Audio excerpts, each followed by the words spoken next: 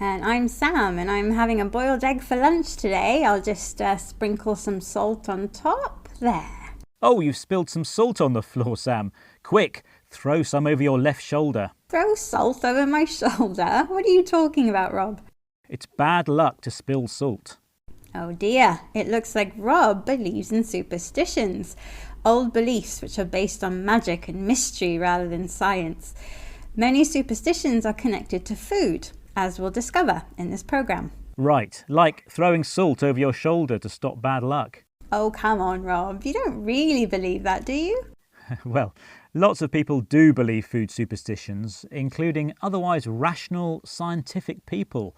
For example, have you ever blown out the candles on a birthday cake and made a wish? Or thrown rice over the bride and groom at a wedding? Yes, to both of those. Maybe I'm more superstitious than I thought. Well, before we find out, it's time for a quiz question about another famous food festival, Halloween. That's when people carve scary faces into pumpkins to frighten away evil spirits. Yes, right. The tradition of carving pumpkins, or jack-o'-lanterns as they're called in the United States, started out as a Celtic festival in Ireland, but it was the Americans who started using pumpkins. So what vegetable did the Irish originally use to scare away ghosts? Was it A, turnips, B, potatoes, or C, squash? I'll say B, potatoes. OK, Sam, we'll find out the right answer later on.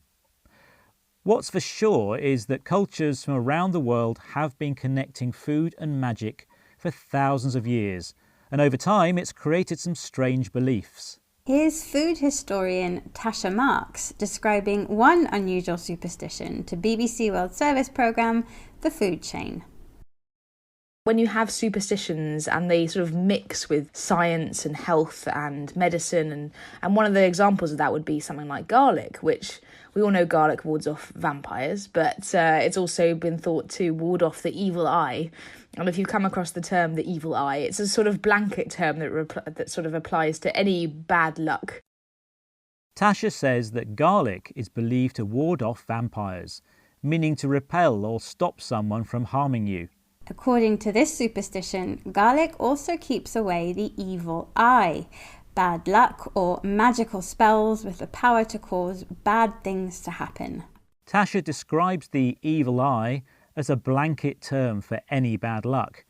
Just as a real blanket covers the different parts of your body, a blanket term is a phrase that's used to describe many examples of related things. But food superstitions aren't only about bad luck. They also give our lives meaning. Jonty Rajagopalan owns a tourist agency in Hyderabad, India, where she introduces visitors to some of the city's food traditions. Here she's talking with BBC World Service's The Food Chain about a tradition connected with the Hindu New Year. Can you spot the different tastes she mentions? Some of the traditions give you a little bit of a lesson, like on every New Year, and not the 1st January, not the Gregorian calendar New Year, but the Hindu calendar New Year. We would always be given it's a kind of a chutney, which is made of all the 5 tastes. So you have sour, you have sweet, you have something bitter in it. And your mom would always give it to you saying that this is what the rest of the year is going to be. You'll have happiness, you'll have challenges, you'll have a little sadness, you'll have bitterness in your life, which I think is a very nice tradition. It prepares you for everything in life. At Hindu New Year, mothers give their children a special chutney, a mixture of fruit, spices, sugar and vinegar. Did you spot the chutney's flavours, Sam? There was sour, sweet and bitter. Mothers tell their children that the coming year, like the chutney, will have its own flavours, both good and bad. That's why Jonty says that traditions can teach you a lesson.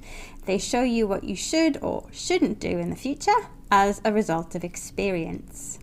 What a lovely way to end our look at food superstitions. Yes, maybe we should make chutney at Halloween instead of carving pumpkins, or whatever vegetable the Irish originally used. Yes, in my quiz question, I asked you what vegetable was originally used instead of pumpkins to scare away ghosts. I guessed it was B, potatoes. Which was the wrong answer. In fact, turnips were originally used, so maybe Irish ghosts are smaller than American ones.